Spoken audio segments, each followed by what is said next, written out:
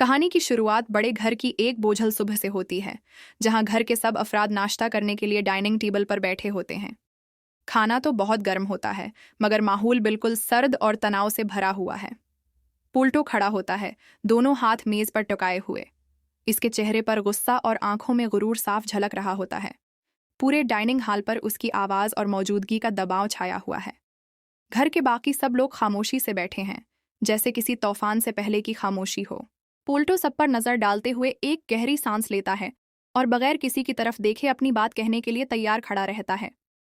पारो खामोशी से मेज के एक कोने पर बैठी होती है, आंखों के नीचे गहरे स्याह हल्के, जैसे पूरी रात रोई हो। मंजली बहू अहाना नाश्ता तो लगा रही होती है, मगर उसका दिल बिल्कुल भी वहां नहीं होता। अचानक पोल्टो जोर से प्लेट मेज पर रखता है और कहता है, बस बहुत हो गया ये ड्रामा। कोर्ट से डाइवर्स की तारीख आ चुकी है। पोल्टो सर्द लहजे में कहता है, पारो, कल तुम्हें मेरे साथ कोर्ट चलना होगा।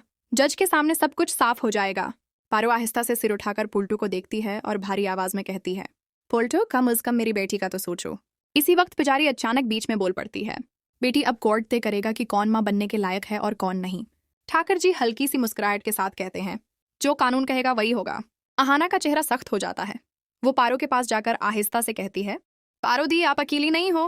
पारो बस खामोशी से आंखों से आंसू पूंछ लेती है। कोर्ट के बाहर बड़ी बड़ी सीढ़ियां, वकीलों की भागदौड़ और मीडिया के कैमरे। जज के कोर्ट रूम में आते ही सब लोग खड़े हो जाते हैं। समाज शुरू होती है।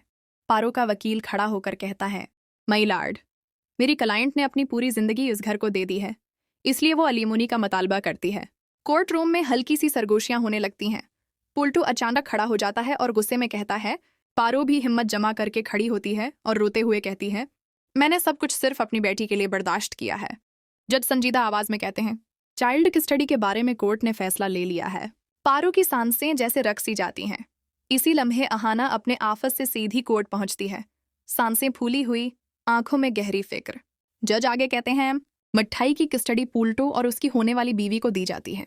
ये सुनते ही पारो जैसे जमीन पर गिर सी जाती है।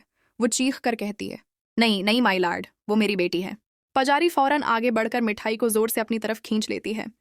मिठाई रोते हुए अपनी माँ की तरफ हाथ बढ़ाती है, माँ, मुझे माँ के पास जाना है। पारो दोनों हाथ जोड़कर पुल्टो के सामने गिर जाती है। पुल्टो, मैं हाथ जोड़ रही हूँ, मेरी मिठाई मुझे वापस कर दो। अहाना फौरन पारो के पास बैठ जाती है और उसे अपनी बानाहों में संभाल लेती है। ठाकर जी और पुजारी एक दूसरे की तरफ देखकर खुश हो जाते हैं। पारो बस अपनी बेटी को देखते देखते बेहोश सी हो जाती है। ये सब देखकर अहाना की आंखों में आंसू नहीं, सिर्फ आग होती है। दोस्तों, ये सिर्फ शुरुआत है। अहाना और पारो का पोल्टो के खिलाफ प्लान अब शुरू होने वाला है। जानने के लिए वीडियो को लाइक करें और हमारे चैनल को सब्सक्राइब करें।